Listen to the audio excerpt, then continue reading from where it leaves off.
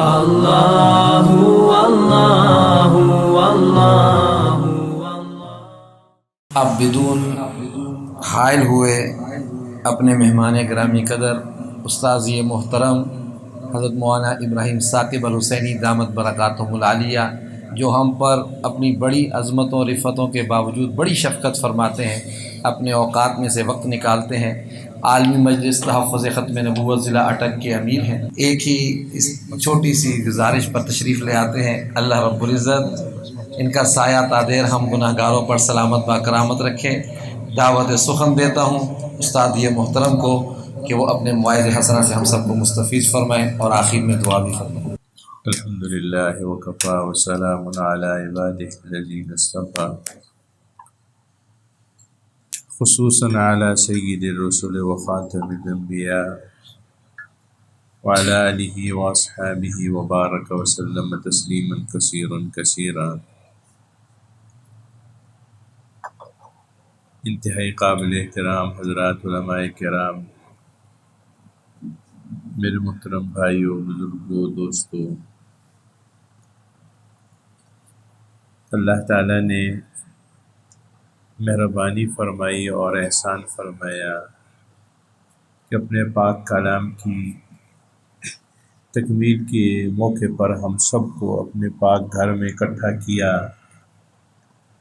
اللہ تعالیٰ ہماری اس حاضری کو اپنی بارگاہ میں قبول و منظور فرمائے۔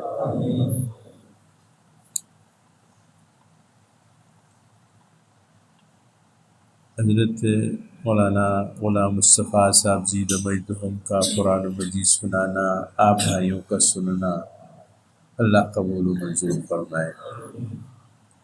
بہت سی باتیں ہو چکی ہیں، نعت ہو گئی، تلاوت ہو گئی، اور ایک بہت مضبوط علمی بیان بھی ہو گیا۔ یہ ساری باتیں ہو گئیں، اللہ ان پر ہمیں عمل کی توفیق عطا فرمائے۔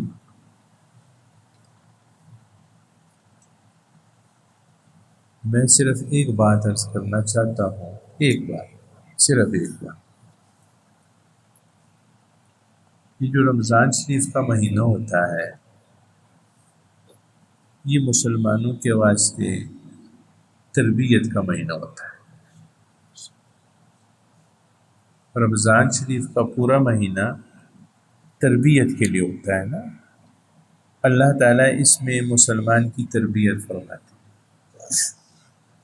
آپ کا کیا خیال ہے کہ ایک بندہ بڑی محنت کے ساتھ، بڑی کوشش کے ساتھ، بڑے وقت کی پابندی کے ساتھ ایک تربیتی نشست میں حاضر ہوتا رہے، اس کورس میں شامل ہوتا رہے، لیکن اس کا مقصد یہ ہو کہ میں نے بس صرف یہ کام کرنا ہے، بس یہاں تک رہنا ہے، تو اس بندے کو وہ تربیتی نشست میں حاضر ہونا یا وقت کی پابندی کرنا یا دیگر جو لوازمات ہوتے ہیں، اس سے اس کو کوئی فائدہ ہوگا کہ میں نے یہ کورس کرنا ہے 30 دن کا، بس اس کے بعد پھر میری اپنی مرضی؟ فائدہ ہے؟ نہیں فائدہ۔ اللہ تعالیٰ نے ہم پر مہربانی فرمائی، اللہ تعالیٰ کی مہربانی میں شک نہیں، اللہ تعالیٰ کے احسان میں شک نہیں ہے، اللہ تعالیٰ کی کرم نوازی میں شک نہیں ہے۔ ہم کمزور لوگ ہیں، گناہ گار لوگ ہیں، خطا کار لوگ ہیں، ہزار طرح کی غلطیاں ہم سے ہوتی ہیں، اللہ سب کی سب غلطیوں کو معاف فرمائے۔ اگر اللہ نے ہمیں توفیق دی 14-15 گھنٹے کا روزہ رکھنا، تراویح کی نماز پڑھنا، رات کو کچھ اللہ کے سامنے دعا کے لیے ہاتھ اٹھا دینا، یا اپنی استطاعت کے مطابق کچھ صدقہ وغیرہ کر دینا، تو یہ اللہ نے ہم پر احسان فرمایا، یہ اللہ نے ہم پر مہربانی فرمائی۔ اب اس کا ہونا کیا چاہیے؟ ہونا یہ چاہیے کہ اس ہماری مہینے کی محنت کا، اس ہماری مہینے کی محنت کا رمضان کے بعد اثر ظاہر ہونا چاہیے۔ اللہ قبول فرمائے، محنت ہو گئی، لیکن اس کا اثر ظاہر ہونا چاہیے. وہ اثر کیسے ظاہر ہوگا؟ وہ ایک ہی بات ہے، وہی میں عرض کرنا چاہتا ہوں.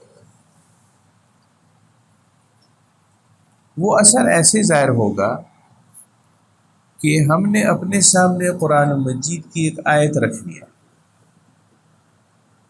ہم نے اپنے سامنے قرآن مجید کی ایک آیت رکھنی ہے، اور رسول اللہ صلی اللہ علیہ وسلم کا ایک فرمان اپنے سامنے رکھنا ہے.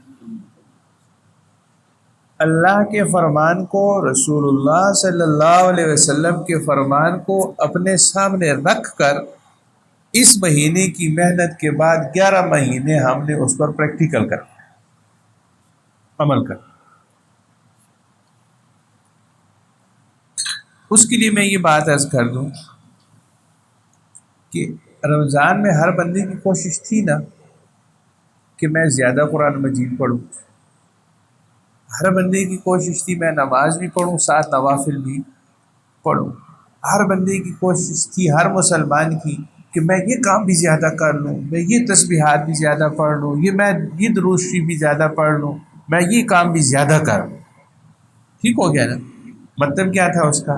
کہ میں یہ موقع ہے، یہ کام میں زیادہ کر لوں تاکہ میں اللہ کے ہاں عبادت گزار بن جاؤں، اللہ کے ہاں میری عبادت قبول ہو، میں اللہ کا عبادت گزار بندہ بنوں. ٹھیک ہو گیا؟ اب اس کے لیے حضور کا فرمان دیکھیں صلی اللہ علیہ وسلم کا. آپ ارشاد فرماتے ہیں کہ اگر زیادہ عبادت گزار بننا چاہتے ہو نا اللہ تعالیٰ کے ہاں زیادہ عبادت گزار بننا چاہتے ہو نا، تم چاہتے ہو کہ اللہ کے نزدیک تمہارا شمار عبادت گزار بندوں میں ہو، تو پھر یہ نہیں فرمایا کہ بہت زیادہ نفل نماز پڑھو، پھر یہ نہیں فرمایا کہ بہت زیادہ قرآن مجید پڑھو، بہت زیادہ صدقہ کرو. وہ تو ہے ہی ہے نا، وہ تو ایک الگ عبادت ہے. حضور نے کیا فرمایا صلی اللہ علیہ وسلم؟ آپ نے فرمایا اتق المحارم تکن اعبد الناس. اللہ کی حرام کی ہوئی چیزوں سے اپنے آپ کو بچا، تو اللہ کا بہت زیادہ عبادت گزار بندہ بن جائے. رمضان میں افطاری سامنے تھی نا، اپنے پیسوں کی تھی نا، حلال تھی نا، ہاتھ لگایا. اگر رمضان کے بعد رشوت سامنے آ گئی تو اب بچا نا اس کو، اپنے آپ سے، اس سے اپنے آپ کو بچا. سمجھ گئے میری بات؟ اتق المحارم تکن اعبد الناس، کہ اپنے آپ کو اللہ کی حرام کی ہوئی چیزوں سے بچا. اب اللہ کی حرام کی ہوئی چیزیں کون سی ہیں؟ اللہ تعالیٰ نے بندوں پر کیا چیزیں حرام فرمائی؟ حضرت قرآن مجید مل جائے. اللہ تعالیٰ نے حرام چیزیں کیا کی ہیں کہ ہم ان سے اپنے آپ کو بچائیں؟ بھائی حرام ہم یہ سمجھتے ہیں کسی کا چوری کا مال کھائیں تو حرام ہے.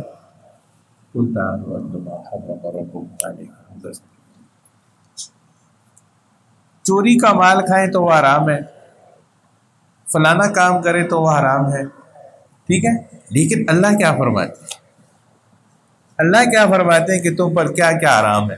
ان میں سے تھوڑی سی باتیں میں عرض کروں گا اس نیت سے کہ اللہ ان پر مجھے بھی عمل کی توفیق نصیب فرمائے، آپ کو. ٹھیک ہو گیا؟ میں نے تو ایک ہی بات کرنی تھی نا، تو وہ ایک ہی بات چل رہی ہے میری، دوسری اس میں درمیان میں کوئی نہیں آئی ہے. میں نے ایک ہی بات بتانی تھی کہ یہ جو ہم تربیت کی ہے ہم نے سارا مہینہ، اس کا مطلب کیا تھا. ٹھیک ہو گیا؟ اچھا، اب دیکھیے یہ قرآن مجید ہے، سورہ الانعام ہے، 8واں پارہ ہے. اس میں اللہ تعالیٰ فرماتے ہیں رسول اللہ صلی اللہ علیہ وسلم، کل اے میرے محبوب آپ فرما دیجیے، لوگوں کو آپ کہیں، کیونکہ اللہ کے نمائندے تو اللہ کے نبی ہوتے ہیں نا علیہ الصلاۃ والتسلیم.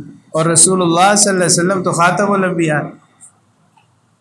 تو فرمایا کہ آپ فرما دیجئے تعالو میرے پاس آؤ، اتل ما حرم ربکم علیکم، کہ میں تمہیں پڑھ کر سناؤں اللہ نے تم پر کیا حرام کیا ہے. اب قرآن مجید سے بڑی کوئی دلیل ہے؟ بولے نا میرے ساتھ بولے. قرآن مجید سے بڑی کوئی دلیل ہے؟ قرآن مجید کی بات میں شک کیا جا سکتا ہے؟ کفر ہو گیا نا. قرآن کی بات میں شک کرنا کیا ہو گیا؟ کفر ہو گیا. اور قرآن مجید سے بڑی دلیل بھی ایمان والے کے لیے، ایمان والے کے لیے، کافر کے لیے تو کوئی دلیل نہیں ہوتی. دلیل تو ہوتی ہے ماننے والوں کے لیے ہوتی ہے. دلیل ہمیشہ کس کے لیے ہوتی ہے؟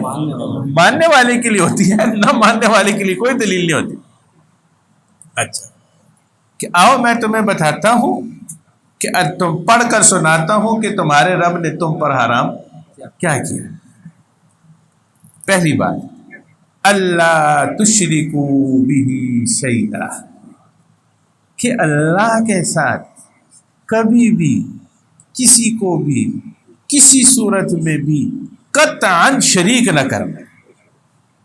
اللہ یکتا ہے، بے مثل ہے، ہمیشہ سے ہے، ہمیشہ کے لیے ہے، نہ اس کی ذات میں کوئی شریک، نہ اس کی صفات میں کوئی شریک. اگر کوئی شریک کرتا ہے تو وہ کیا کام کرتا ہے؟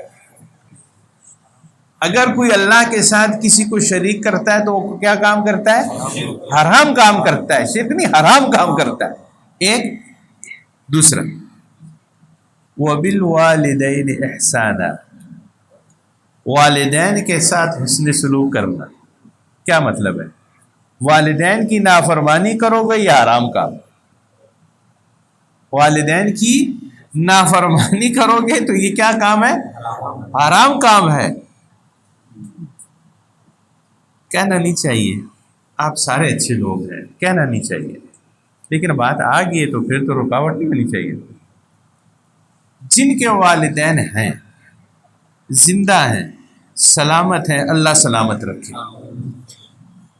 جن کے والدین دنیا سے چلے گئے، والد یا والدہ دنیا سے چلے گئے، دو صورتیں ہو گئی.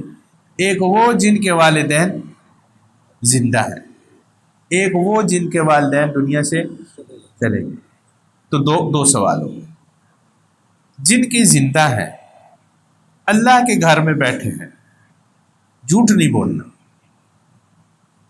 دلوں کے راز اللہ جانتا ہے، اللہ کے ہاں فنکاری بھی نہیں چلتی.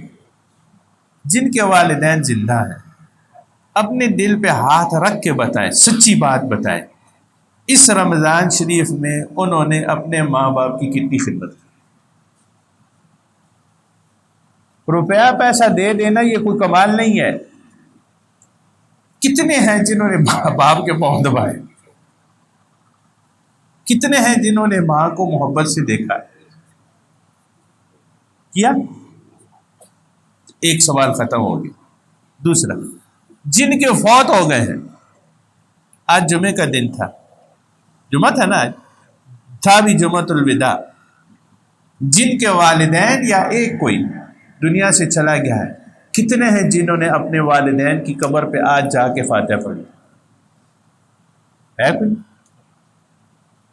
میں نعوذ باللہ ثم نعوذ باللہ، میرے ہاتھ میں اللہ کا کلام ہے، میں وہ توہین نہیں کرنا چاہتا، صرف یہ عرض کرنا چاہتا ہوں کہ اللہ کا کلام تو یہ کہہ رہا ہے کہ والدین کے ساتھ حسن سلوک کرنا. ہم نے کیا کیا؟ دو باتیں ہو گئی. تیسری بات، وَلَا تَقْتُلُوا أَوْلَادَكُم مِّنْ إِمْلَاقٍ، اپنی اولاد کو قتل نہ کرنا. کون بد نصیب ہے جو اپنی اولاد کو قتل کرتا ہے؟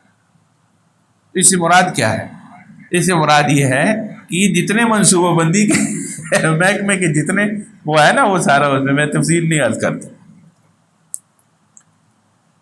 آگے، وَلَا تَقْرَبُوا الْفَوَاحِشَ مَا ظَهَرَ مِنْهَا وَمَا بَطَنَ، ان فحش کاموں کے نزدیک بھی نہ جانا جو ظاہر ہیں اور چھپے ہوئے ہیں. آج کے دور میں اس کا مصداق کیا ہے؟ آج کے دور میں اس کا مصداق ہے یہ ٹچ موبائل. یہ ٹچ موبائل یہ اس کا مصداق ہے۔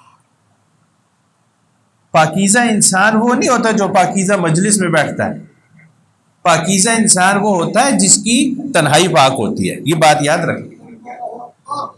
تنہائی کس کی بات ہے؟ یہ اللہ فرماتے ہیں وَلَا تَقْرَبُوا الْفَوَاحِشَ مَا ظَهَرَ مِنْهَا وَمَا بَطَنَ۔ رمضان میں فلمیں دیکھنا کس نے چھوڑی ہیں؟ ٹھیک ہو گیا؟ آگے ہو میں وَلَا تَقْتُلُوا النَّفْسَ الَّتِي حَرَّمَ اللَّهُ إِلَّا بِالْحَقِّ، یہ قتل کے متعلق ہوگی بات۔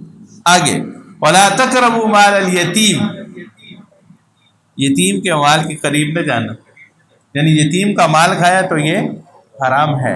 بھائی فوت ہو گیا، بہن فوت ہو گئی، بھانجے بھتیجے رہ گئے، تمہاری تربیت میں آ گئے، تم نے ان کے ساتھ کیا سلوک کیا؟